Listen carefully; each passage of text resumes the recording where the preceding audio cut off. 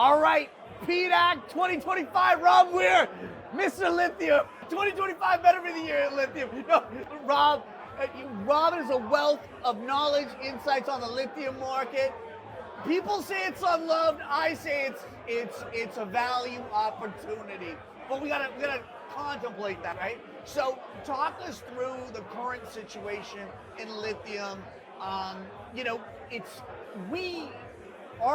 view is that it is really presenting itself as the value critical metal, right? Like if you were to look, like it feels like copper gets a lot of love. There's a lot of love on the table for copper, but lithium, it's not like the demand numbers have fallen off. So maybe let's start at the high level. Talk to us about how we, where we sit right now and the opportunity with respect to supply and demand. For sure. So we're basically at 1 million tons of demand. Let's call it $10 billion. So it's a very small nascent market. We had a huge run up coming out of the pandemic. A lot of low grade marginal assets came in to take advantage of that pricing dynamic. And now we're down about 80%. As I said, the market's through 1 million tons. EVs are about 80% of it. Battery storage would be the other 20. And we're going to be growing on an EV basis year over year for the first time in 5 years. So I don't think any other commodity or specialty chemical has a better demand profile than lithium. Incredible. And so there's these two markets. There's EVs, and then there's the battery storage. Let's tackle EVs first. The bulk. The numbers just look phenomenal in terms of like the growth. And like China has literally displaced oil. It's incredible what's happening. Maybe you can talk about like just the demand outlook on the EV side. Sure. Like I said, it grew 25% last year. It's probably going to grow north of 30, led by China. They've come out with some very, very attractive vehicles, great price points, very durable ranges, which has been a big pushback from North American consumers. Hyundai, Kia are making multi-billion-dollar investments. Toyota, multi-billion-dollar investments. Their largest foreign direct investment outside of Japan. So the demand is not the problem. These sort of short reserve life, low grade mines have really spoiled the party for the short term. Right, and so I'm gonna hold that thought, because the other side of the market is the energy storage side, which it doesn't get a lot of attention, but literally could be the wild card. And you actually brought that on my radar, and I didn't appreciate it, but like maybe you could help talk to us about how energy storage is a real new leg of demand for lithium. So it's used to store power for renewable projects, hydro, solar, wind, and then you can use the power during peak demand. So it's quietly been building under the surface. I think the sell side is largely forgotten about it. This week, RowMotion and McKinsey came out saying they think it's going to grow between 70 and 100% this year. So any surplus in the market can very quickly be taken up by that, and that sets the stage for much higher prices down the road. So this is 20% of the lithium market that could double. Correct. In size. That's incredible. Yeah. And when we think about the supply-demand side of this, right? Coming back to that, these high-cost, low-scale mines.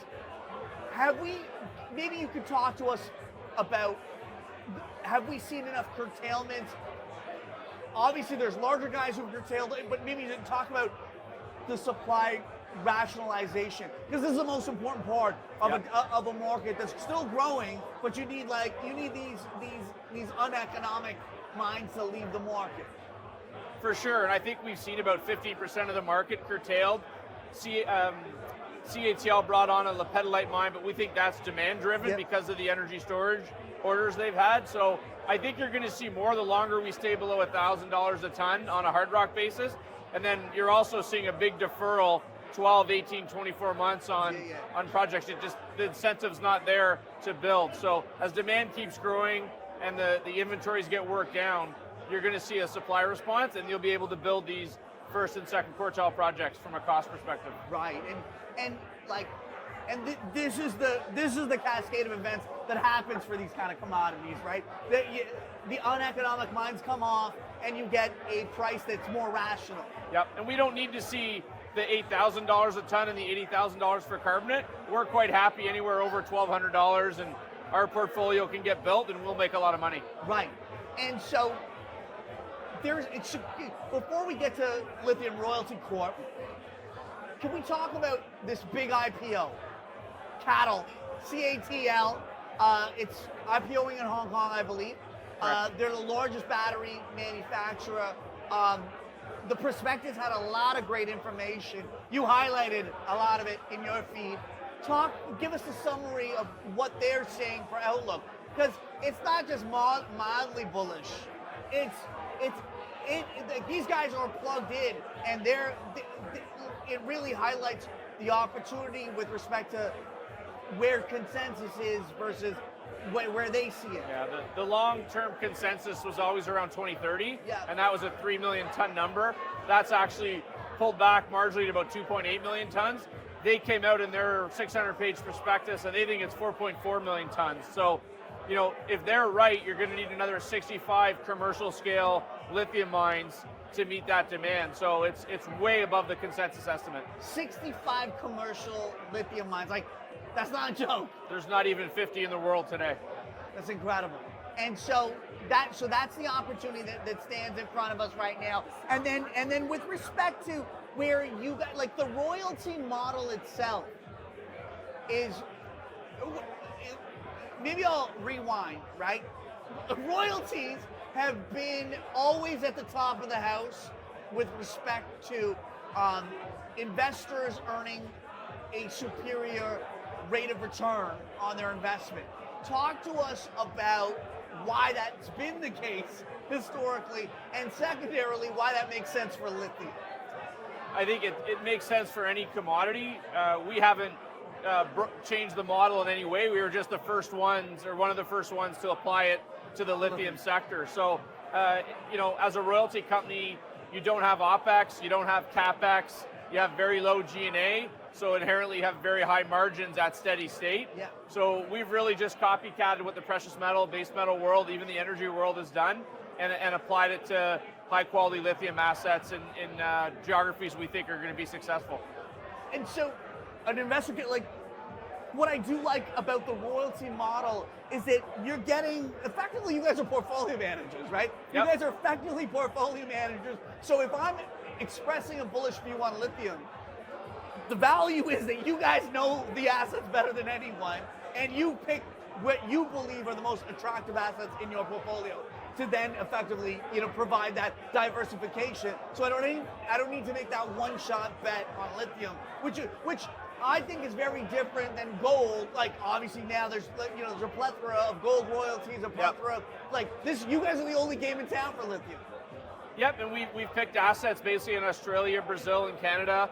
Brazil we identified as a very low-cost geography, and you're seeing a lot of data to support that. Sigma just announced their guidance for this year and next, 300,000 tons going to 520. Yep. They've got it fully funded.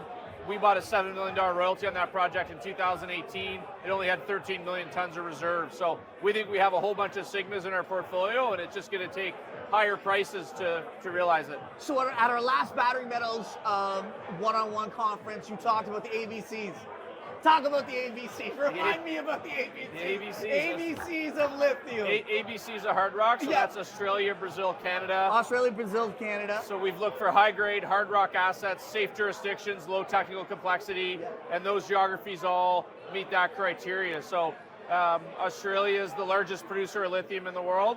Brazil is a real up-and-coming jurisdiction. We've got 3 assets there and a backlog of future deals that we have under consideration. So Sigma's been the leader on that front. So we're really enthusiastic about where their business is going, and we get a percentage of their revenue. So as they succeed, we succeed as well. Fantastic. So bringing it all together, Lithium Royalty Corp, you obviously have a NAV, right? Like, with respect to the value. Talk to us about the opportunity for investors right now who are seeing lithium as a value opportunity, and why Lithium Royalty Corp is the way to play that. It's a great question. I think we have 35 different royalties. I think the market's attributing very little value to the vast majority of those. And anytime a royalty company gets 60, 70% of their NAV into production, that's when you see the big re-rate. So we're very optimistic that we can achieve that threshold towards the end of this end of this year or the second half of 2026. And there's a number of very large projects that are where companies like Ganfeng, Zijin have spent like $1.4 billion, and we're the beneficiary of that in 2025. Rob Weir, Lithium Royalty Corp, Mr. Lithium. If you're not following him on X, you should, because it's lithium all day, every day. Rob. Thanks for having us. Man. Appreciate Thank you.